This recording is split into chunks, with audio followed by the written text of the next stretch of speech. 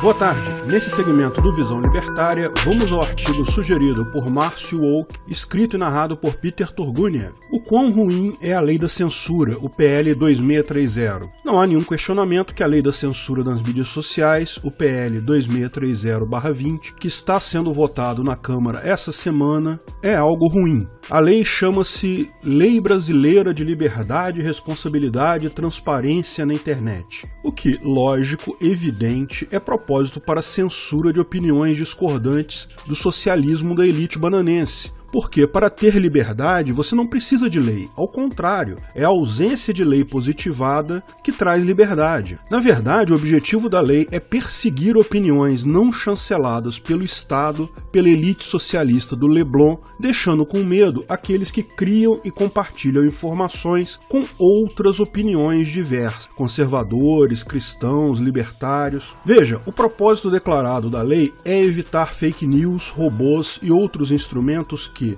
segundo os socialistas, atrapalham a liberdade na internet. É fácil ver que isso é falso, porque suponha que fake news e robôs fossem armas políticas eficazes. Eles estão disponíveis para todos os candidatos, não é mesmo? E vamos combinar, todos eles usam. Fica parecendo um jogador de futebol reclamando que a bola é ruim. Filho, a bola tá ruim para os dois times. Se é algo que todos têm acesso, que diferença fará proibir isso? Lógico, além disso, o que atrapalha a liberdade é a proibição, é haver uma lei limitando coisas. A questão já sabemos que não é bem assim. A informação descentralizada, a internet, está derrubando a esquerda, porque acabou com o monopólio de discurso político dessa. Já explicamos em vários vídeos aqui, vou falar só rapidamente. O povo brasileiro sempre foi conservador, mas até 10 anos atrás achava que ele era minoria, a opinião dele era a opinião de uma minoria conservadora, porque ele estava exposto o tempo todo à mídia tradicional, que é dominada pelas elites socialistas. Quando surgiram as redes sociais, e principalmente os grupos de discussão política, o que aconteceu mais ou menos em 2012, 2013, os conservadores, os libertários, todos os demais grupos políticos fora da esquerda, descobriram que existem milhões de pessoas como eles. Não precisam ficar com vergonha da sua posição política por ser diferente do padrão socialista do Leblon. E é isso que está matando a esquerda. Lógico, eles iriam se defender. Felizmente, são burros demais para fazer uma defesa correta. Ainda não entenderam o tipo de problema que estão lidando. Minha visão é que isso claramente é um movimento da elite socialista, do status quo, da máfia estatal bananense contra o povo. Eles não ficaram satisfeitos que o povo votou errado, na opinião deles, em 2018. Não votou no candidato que eles achavam que iria votar. E pior, o candidato errado não está fazendo besteira, ao contrário, vem tomando decisões corretas, o que torna tudo mais complicado para eles. Veja o desespero deles nesse momento, com o lockdown chegando ao fim, a epidemia acabando, o medo das pessoas diminuindo, vai ficar claro que a posição do Bulbasauro era a única correta esse tempo todo. O resto todo do pessoal da New Left, da Old Left, que fez essa besteira de lockdown, vão ter que encarar o erro deles. Eles estão desesperados. Lógico que o Congresso vai passar essa lei, não tem nenhum questionamento sobre isso. Apesar da última eleição ter trazido uma significativa renovação no Congresso, corpo é corpo. E o corpo putrefado dos parasitas socialistas que infestam a máfia estatal bananense é bem conhecido. E todos os parasitas socialistas estão apavorados com a possibilidade de perderem a narrativa política de vez. Então vai passar. Mesmo que Bulbasauro vete depois, eles provavelmente vão derrubar o veto. Então vale a pena entendermos exatamente o que está na lei, para ver se afinal foi uma lei que realmente vai afetar a gente muito ou vai afetar só um pouquinho. Primeiro, a lei estabelece que ela vale para toda a internet se tiver usuários no Brasil. Alguém avisa ao Putin que ele vai ter que mexer no VK, viu? Ah não, apenas empresas que possuem escritório no Brasil, que vai gerar uma pressão muito grande para o povo simplesmente fechar escritório aqui e ir embora, ou nem abrir escritório por aqui. Tudo que Facebook, Twitter e YouTube fazem aqui pode ser feito de fora, sem problema algum. Eles só têm escritório aqui justamente para ter uma presença mais próxima. Se o parasita brasileiro vai penalizar eles por ter escritório aqui, melhor fechar e ir embora. Parasita brasileiro acha que pode legislar até lei da gravidade, porque não acharia viável fazer leis sobre empresas que sequer estão aqui, né?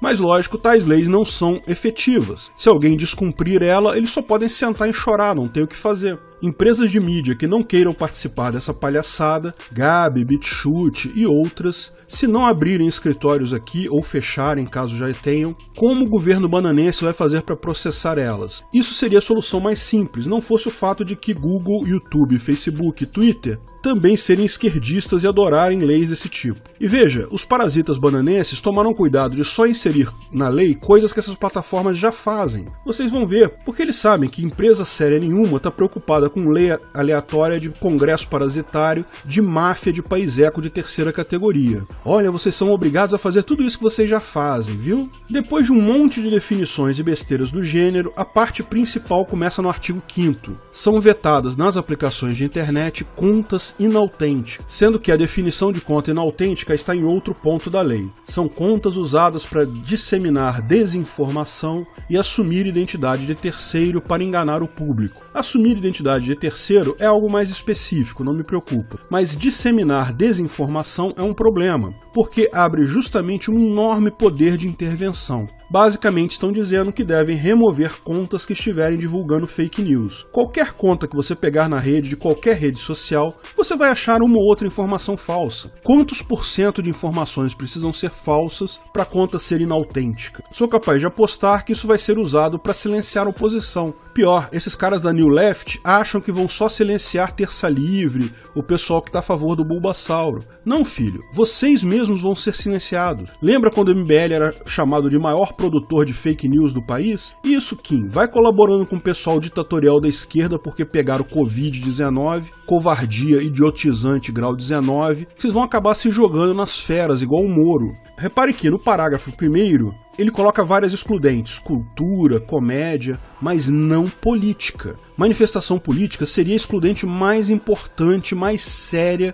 para evitar uma censura política. E a falta dela nessa lista certamente mostra a intenção. O que eles querem é censurar pessoas pela política. Depois pedem um monte de relatórios às empresas de mídia social. Eu fecharia meu escritório em banana e deixaria esses ditadores fascistas a ver navios. Mas, como disse, algumas redes sociais são mesmo socialistas, então provavelmente vão fazer. O artigo 10 traz a questão dos verificadores, ou fact-checkers, que são organismos socialistas que fazem o papel de Ministério da Verdade nesse mundo 1984 que estamos vivendo, que devem rotular informações que julguem falsas. A maior parte das redes sociais já faz isso, infelizmente. Ou seja, a lei não muda nada. Curioso estarem pedindo fact-checkers em padrão internacional. Não existe um padrão internacional. Mas como o problema da esquerda é o mesmo no mundo todo, a maior parte dos fact-checkers internacionais é absurdamente esquerdista. Mas já é assim. Não será uma grande alteração no final das contas. Eles parecem bem preocupados com o WhatsApp, porque os artigos em seguida, todos eles,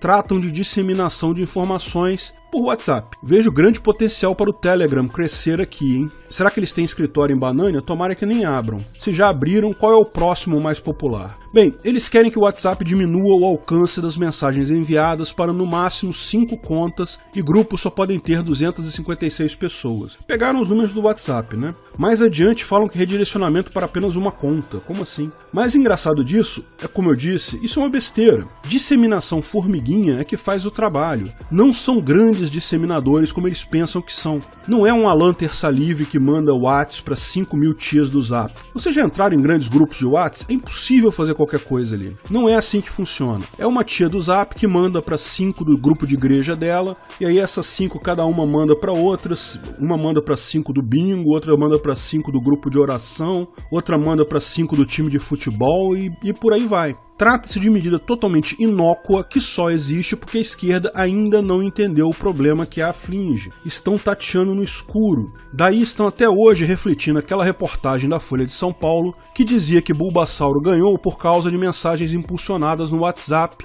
e que a justiça já foi lá, já investigou e já disse que não existiu isso. Ao contrário, quem fez isso foi o Haddad. Mas a esquerda não abandona as narrativas dela fácil, vocês sabem. Eu não vi nesse projeto a questão de exigir CPF ou CNPJ para acessar a rede. Mas esse é o texto original, pode ser que tenham incluído isso depois. Se incluíram, acho ótimo, porque vai ter o efeito contrário do que eles acham que vai ter. Eles Eles acham que com isso vão intimidar as pessoas, evitando que elas criem contas falsas. Mas brasileiro já está tão acostumado a dar CPF até em farmácia que isso faz zero diferença. Então a pessoa que esteja simplesmente querendo criar uma segunda conta não vai nem sentir. E, por outro lado, quem vai criar contas falsas em massa mesmo, o cara que vai querer criar robôs, vai usar um gerador de CPF pronto, ou melhor, vai usar uma VPN e criar contas lá fora. Ou seja, vai fazer zero diferença no sentido de suprimir contas maliciosas. Mas se você avaliar um ponto além, isso vai dificultar a responsabilização de alguém que seja acusado de crime online.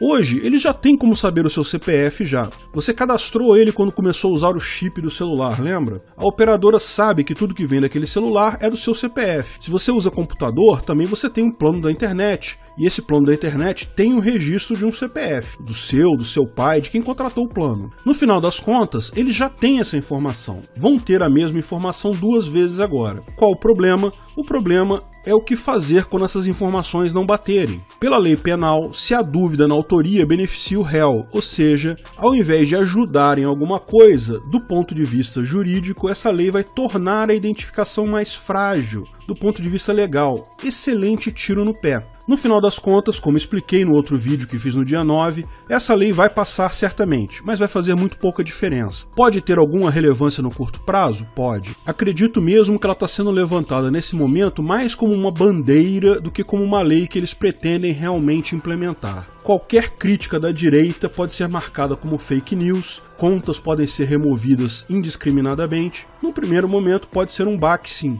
Lógico que todos os frames esquerdistas vão passar incólumes, não importam quão falsos sejam, como sempre foi. Todo mundo sabe disso. Rapidamente, porém, as pessoas vão entender o processo. A rede é inteligente, ela se recupera. Devemos agradecer pela capacidade mental dos legisladores de Banânia, mais burros ainda que a média de parasitas legisladores do mundo, só conseguem fazer merda. Que bom! Obrigado pela audiência. Se você gostou do vídeo, curta e compartilhe em suas redes sociais. Aliás, não deixe de nos seguir também no Twitter e no Gabay. Em ambos, somos o @ancapsu. Estamos sempre divulgando novidades por lá também. Se inscreva e clique no sininho para ser avisado de novos vídeos. Até a próxima!